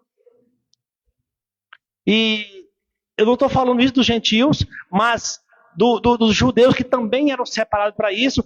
Os que não eram judeus, os que não eram filhos de Deus, os vasos de ira se iraram contra isso, porque eles acharam que a religião estava salvando eles, que eles, pelos fatos de eles guardarem a lei, pelos fatos deles ser da semente de Abraão, eles eram os filhos de Deus, e não os gentios que não seguiam nada, não era da raiz de Abraão. Mas observe que no início do capítulo, Paulo tem falado que não se trata de raiz de Abraão, não é isso. Lá em João 8, no capítulo 42, 47, João vai falar sobre isso também. Os filhos de Deus é aquele que ouve a voz dele. Não é aquele que guarda a lei, é quem ouve a voz. E ele diz que aquele que ouve a minha voz, esses são minhas ovelhas, essas são minhas ovelhas. E nem todo judeu é ovelha de Deus, irmãos. Essa é a tristeza de Paulo no capítulo 9, no início do capítulo 9. Ele se entristecia porque ele entendia isso, e o povo não, cegamente, fazia maldade com o seu povo, com os filhos de Deus, porque a religião tinha tomado a sua mente. Por que eu estou falando dessa forma? Porque a igreja hoje funciona da mesma forma. Muitos irmãos cristãos, crentes, se acham mais do que os outros. Condenam o outro dentro da igreja. Se você não der o dízimo, se você não fizer assim, se você não honrar o pastor, se você não ofertar na vida do pastor, o pastor tem um poder para curar, só o pastor pode orar por você. Mas a Bíblia não ensina dessa forma. A Bíblia ensina que todos são pecadores e foram alguns escolhidos para Deus. Todos filhos. Todos chamados pelo mesmo Cristo, pelo mesmo propósito. Nós não devemos fazer como uma parte de Israel, viver a religião. Nós temos que ser cristãos, ser modelos de Cristo. E para concluir, porque eles não buscaram pela fé, mas pelas obras da lei, pois eles tropeçaram na pedra de tropeço. Essa pedra de tropeço, nós já sabemos que é o próprio Cristo. Lá em Mateus 42 vai falar sobre isso. Eu colocarei em Sião uma pedra de tropeço, a pedra angular, que sustenta a edificação, que sustenta a igreja do Senhor. Por que Cristo veio com pedra de tropeço? Porque os religiosos criam em um rei todo-poderoso aqui na terra para destruir os romanos, para destruir os que estavam escravizando ele. Esquecendo que o reino de Deus é espiritual. Que Deus não pensa como o homem pensa. Que o homem não age como o homem age. Que os planos de Deus são diferentes dos nossos. Então nós devemos sair da nossa caixinha de pensamento e ter os pensamentos como os pensamentos de Deus. Se você está sofrendo e você é um cristão, glorifique a Deus. Se você está passando por dificuldade e você é filho de Deus, glorifique a Deus. A Bíblia diz que Ele tem bons pensamentos de nós. Tudo que Ele faz é para o nosso bem. Ah, mas eu estou sofrendo, é para o seu bem. Ah, eu estou doente, é para o seu bem. Mas não entendo, não precisa entender, irmão. É crer. Os judeus não creram, eles não acreditavam que aquele carpinteiro era o filho de Deus. Não, esse não é o Messias, não, esse é pobre. Olha como esse cara é feio. Eu posso falar isso que a Bíblia diz. Não tinha formosura. Jesus não é aquele que desenha de olho azul que a gente vê nos quadros por aí, não. A Bíblia diz que ele não era de boa formosura, de boa aparência. Então, irmãos, nós temos que ver o que a Bíblia diz. Cristo se tornou a pedra de tropeço, porque ele veio trazer a verdade. E o mundo não aceita a verdade. E qual que é a verdade? Jesus é o nosso substituto lá na cruz. Jesus é o cordeiro que vocês guardavam aí da lei. Sabe aquele cordeiro sacrificado? Esse é o cordeiro de Deus. Aquele que veio pagar o pecado e encerrar a conta. Esse é o Cordeiro de Deus. Esse é o Cristo, o enviado, o Deus vivo. Ele veio se tornar a pedra de tropeço. Como está escrito, eis que eu ponho em Sião a pedra de tropeço, em uma rocha de ofensa, e todo aquele que crer nele não será envergonhado. Olha o paradoxo. Não será envergonhado. Mas ele se envergonhava de Jesus, porque era carpinteiro. Porque não veio como o rei que eles esperavam. Porque não veio rodeado de poder, de glória, de soldados. Era uma vergonha. Mas Paulo diz lá em Romanos, no comecinho de Romanos, você lembra? Eu não me envergonho do evangelho. Porque Paulo compreendeu que era o poder de Deus para a salvação. Era o plano de Deus para a salvação. Foi essa forma que Deus escolheu para a salvação. O judeu estava parado na história. Ele se voltava para a história de Davi, de Salomão. Era esse rei que eles queriam. Mas o mundo de Deus não é como nós vemos, irmão. Por isso que ele nos ensina. Nós temos que aprender. Quem quer ganhar a sua vida, tem que perder aqui. E quem perder a sua vida por causa de mim, Jesus diz, ganha lá.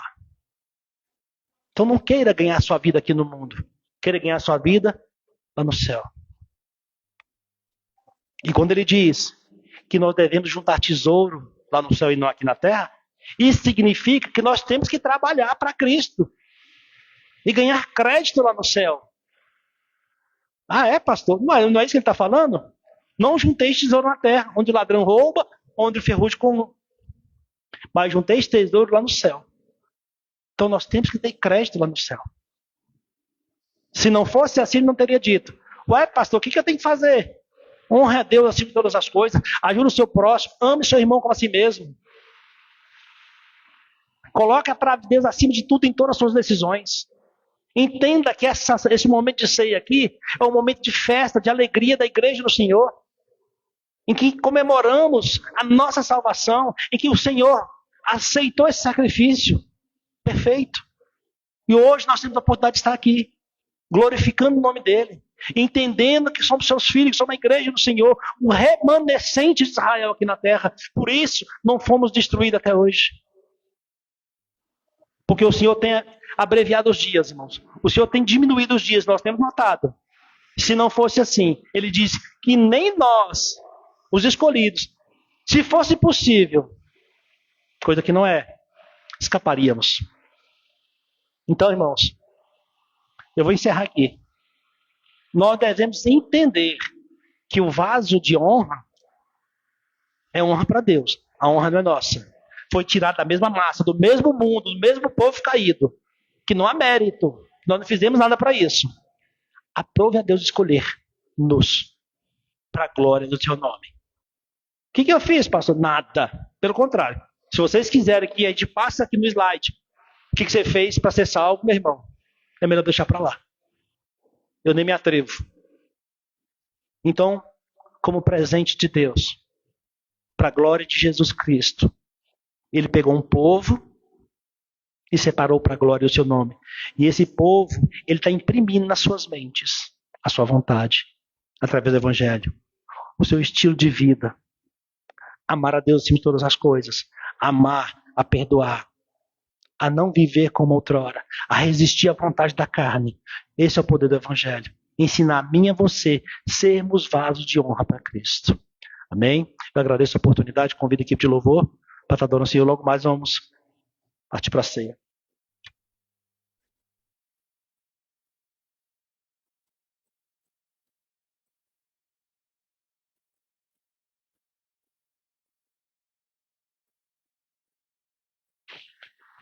Amém, irmãos, graça e paz. Vamos louvar o Senhor.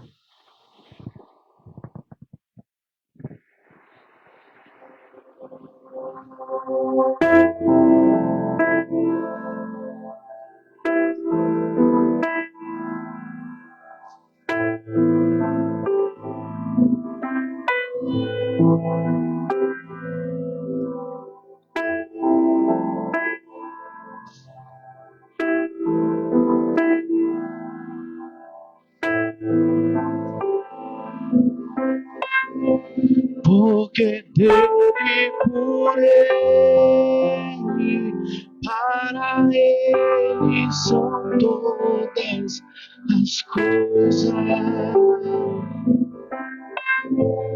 Porque dele, por ele, para ele são todas as coisas. Porque dele, por ele, para ele são todas as coisas. Porque dele, por ele, para ele são todas as coisas. A ele a glória, a ele a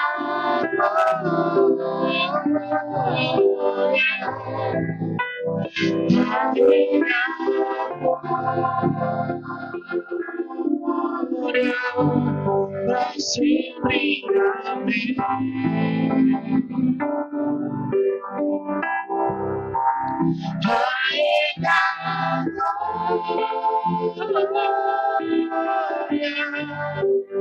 A ele a glória, a ele a glória, a ele a glória, pra sempre, amém. Quão profundas riquezas o saber e o conhecer de Deus.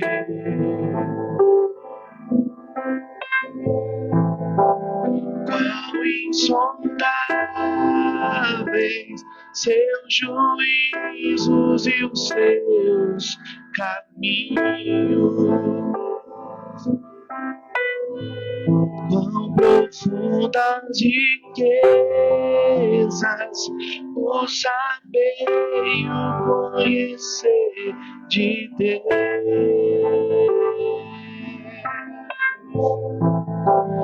Quão insondáveis seus juízos e os seus caminhos. A ele a glória,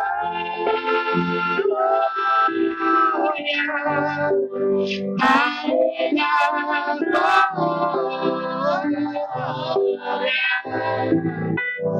a ele a glória, pra sempre, amém.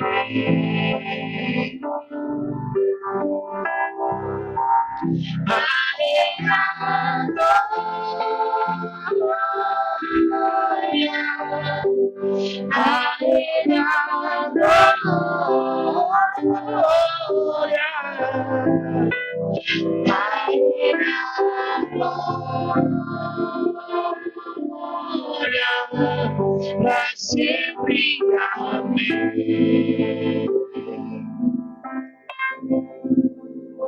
A ele a glória, pra sempre, amém.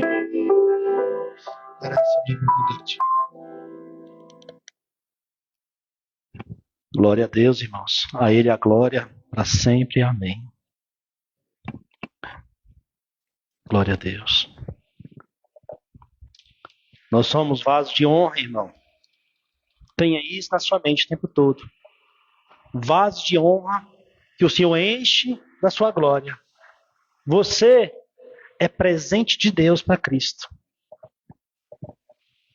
Você já recebeu uma visita ou você já visitou alguém em que você leva um vaso bonito cheio de flores? Nós somos vaso de honra, presente de Deus para Cristo. Valorize isso. Deixe o Evangelho trabalhar na sua mente, no seu coração. Permita que o Espírito Santo fale mais alto ao ponto que você possa ouvir sua voz. Não dê vazão à sua vontade, à vontade da carne. Deus seja louvado por este momento. Glória a Deus. Agora eu quero convidar os irmãos a refletir nesse momento da ceia do Senhor, em que o Senhor preparou para a sua igreja. É o momento em que nós reconhecemos o Senhor Jesus como nosso Salvador. O Senhor Jesus que tomou o nosso lugar na cruz. Ele veio pagar o preço que nós não podíamos pagar. Ele se voluntariou a tomar o nosso lugar. No entanto, irmãos, ele se voluntariou, mas ele passou por todo o sofrimento. Ele se rebaixou ao ponto de se tornar um homem. Sentiu as nossas dores. Ele conhece as suas necessidades. Quando você está sozinho, sofrendo seus lamentos, as suas dúvidas, o Senhor passou por tudo isso para que pudesse compreendê-lo. Para quando você for orar, falar com Ele, Ele fala no seu coração: eu te entendo, eu te compreendo, eu sei que você está passando. E isso vai passar. Porque esse foi o propósito dele, vim para nos resgatar.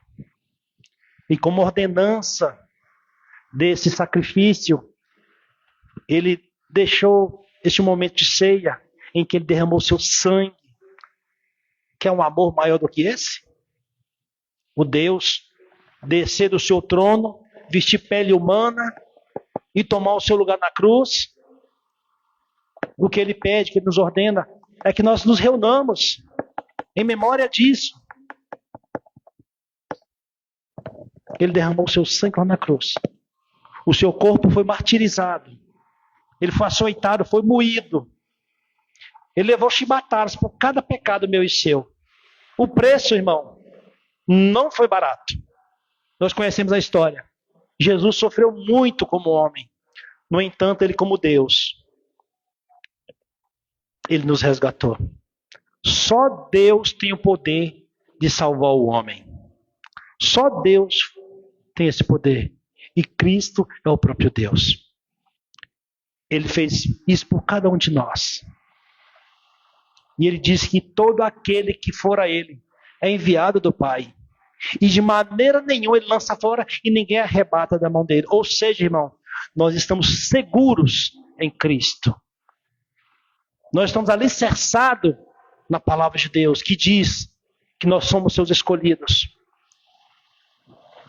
Nós estamos sendo moldados, nós estamos sendo santificados pelo poder de Deus na palavra. Vivam a palavra, experimentem a palavra, façam prova de mim, diz ele.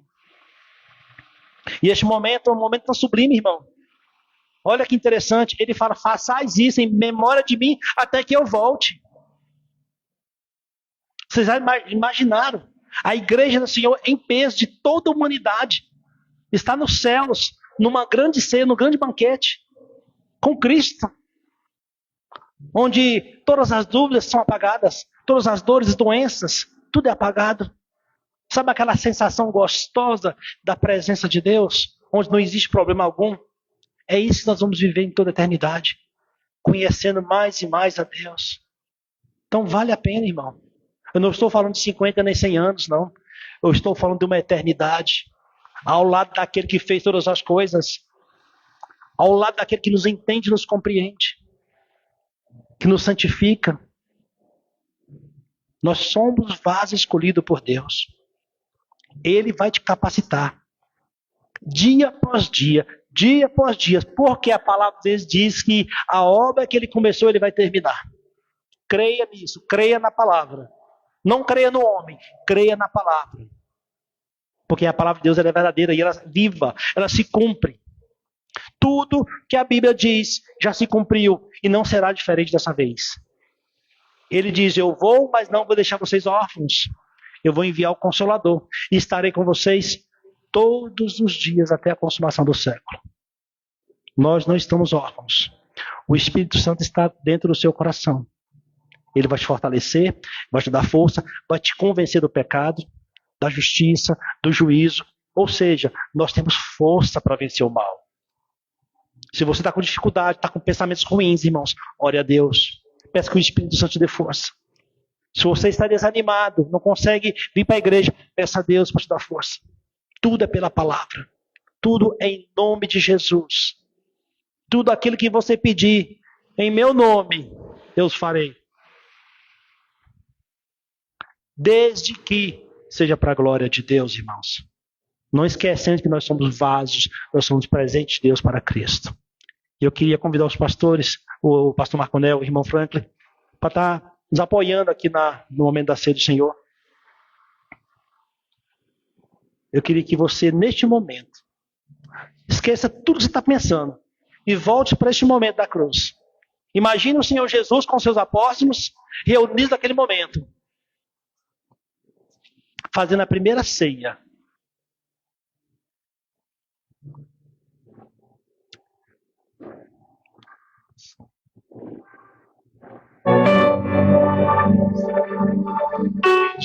Já nos preparou, uma já nos comprou, e agora nos convida a cear. E com celestial entre as amigos, vem caminho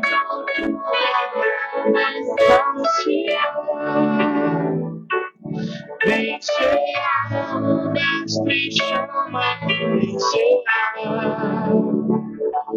Mesmo hoje tu te podes passear.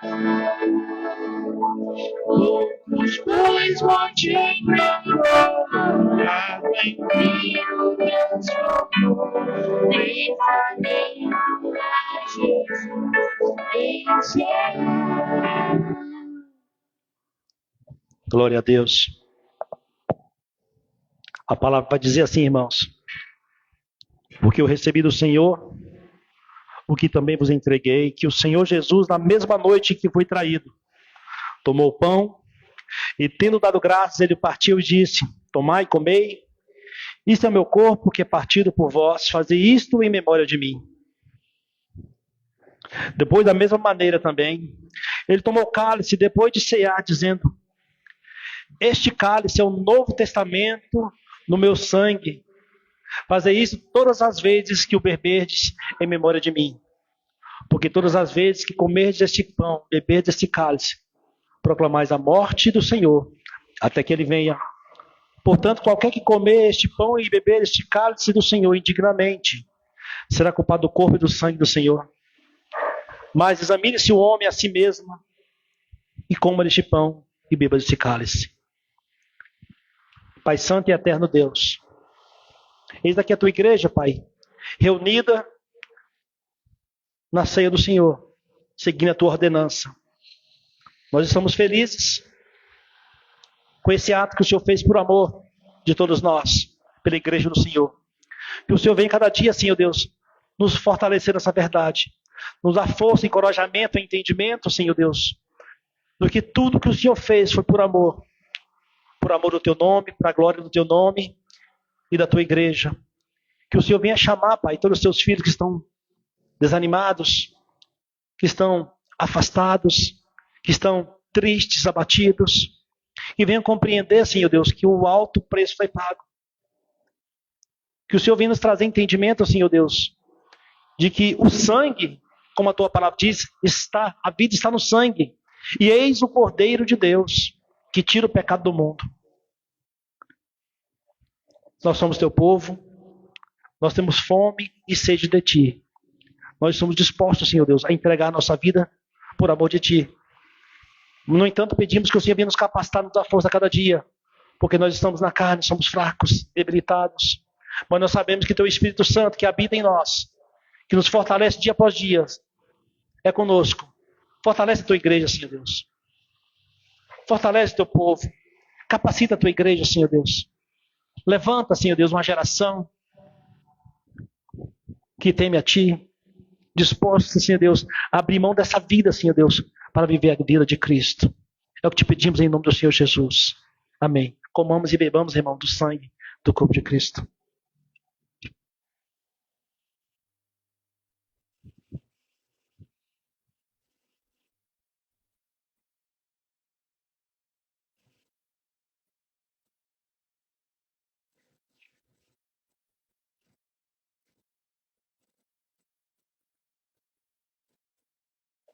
Pai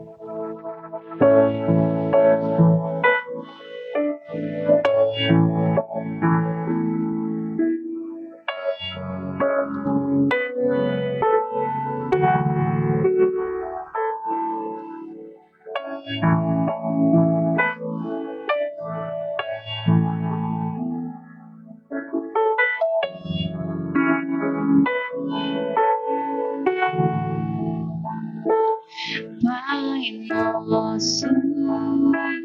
do céu,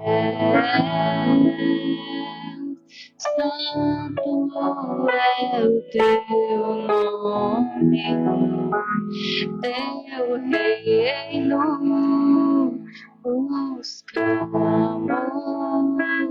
tua vontade seja feita na terra como é no céu.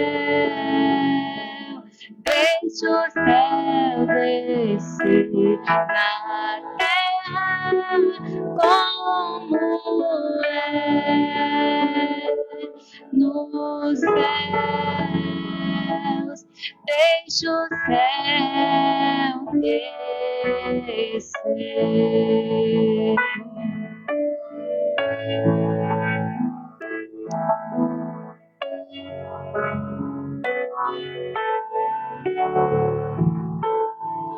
Pai nosso dos céus, santo é o teu nome, teu reino buscamos, tua vontade seja feita na terra como é nos céus.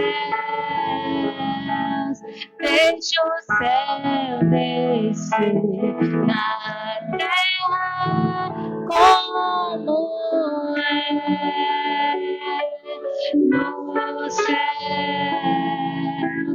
Deixa o céu descer.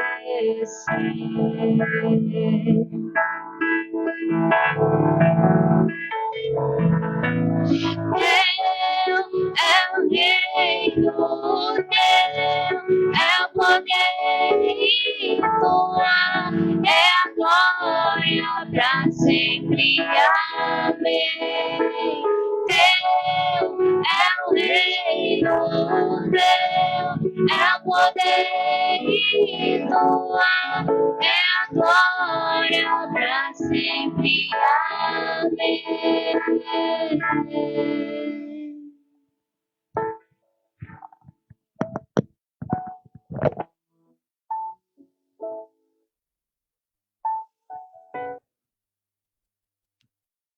Amém. Glória a Deus.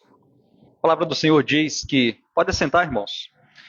A palavra do Senhor diz que as misericórdias do Senhor são a causa de não sermos consumidos. A misericórdia também é um ato soberano de Deus. Mas o homem, na sua soberba, ele acha que a misericórdia de Deus é um direito. Mas as misericórdias de Deus é um atributo que é inerente a Ele. Ele dá a quem Ele quiser. O homem se engana que tem algum direito. O homem está condenado. O homem sem Deus está condenado. Por isso que muitas vezes as pessoas não entendem o que é um vaso de honra e um vaso de desonra, porque Deus salva alguns e outros não. Porque acha que tem direito também à misericórdia, quando na verdade todos, a palavra de Deus diz, todos estão condenados. Se não fosse a misericórdia de Deus para salvar alguns, todos estariam condenados. Irmãos, nós estamos encerrando e como é bom estar na casa de Deus e ser ministrado por uma palavra tão preciosa como essa que o pastor Júnior acabou de ministrar. Uma palavra verdadeira, uma palavra que nos estimula a buscar esse Deus que é tão soberano. Que Deus te abençoe, pastor Júnior, que Deus continue te capacitando e que Deus continue te usando cada vez mais para a honra e glória dele. Nós estamos encerrando e antes de encerrar, gostaria de lembrar aos irmãos, aos que estão assistindo, que toda quinta-feira estamos aqui reunidos para o estudo expositivo da palavra do Evangelho de Jesus, conforme o relato de Mateus. Já estamos quase chegando ao final desse livro e tem sido bênção, tem sido edificante. Convido a todos a estarem participando às 20 horas na Igreja O Caminho, na quadra 10, lote 15, e também aos domingos estamos aqui reunidos para cultuar a Deus, para louvar ao Senhor, para ser ministrado através da sua palavra, para termos comunhão uns com os outros. Serão todos bem-vindos todos os domingos às 18 horas. Amém? Vamos ficar de pé, vamos encerrar. E só temos a agradecer a Deus por tudo que Ele fez aqui nessa noite. Deus é maravilhoso. Amém? Vamos orar. Querido Deus, eterno Pai, nós te agradecemos, ó Deus, pela Tua palavra. Te agradecemos, ó Deus, pelas Tuas verdades. Te agradecemos, ó Deus, porque temos o privilégio de termos a liberdade de estarmos reunidos como corpo, de estarmos compartilhando da Tua palavra, de estarmos sendo ministrados pelo Teu Espírito. Nós pedimos a Deus que o Senhor nos auxilie. Nós te pedimos a Deus que o Senhor direcione os nossos passos. Toma, Senhor, as nossas vidas nas Tuas mãos. Nos livra, Pai, dos imprevistos. Nos livra, Pai, dos malfeitores. Nos conduza, Pai, nos Teus caminhos. Nos fortaleça nos momentos de dificuldade. E que nós possamos, ó Deus, andar em correção de atitude. Que nós possamos andar, ó Deus, como vasos de honra, conforme a Tua palavra nos ensina. Abençoa cada um aqui presente. Abençoa os que estão assistindo através das redes sociais. Abençoa aqueles que não puderam vir. Que o Senhor traga refrigério, que o Senhor traga restauração. Cuida daqueles que estão passando por enfermidade nesse momento, Senhor. Nós te pedimos que seja conforme o Teu querer e a Tua vontade. E que o Teu nome seja glorificado para todo sempre. Abençoa, Deus, a nossa volta para casa. Abençoa essa semana. Toma nas Tuas mãos as nossas vidas. E assim, ó Deus, que nós possamos caminhar cada dia mais aliançados contigo, para a honra e glória do Teu nome, em nome de Jesus. Amém. Está encerrado, que Deus abençoe. Vamos em paz.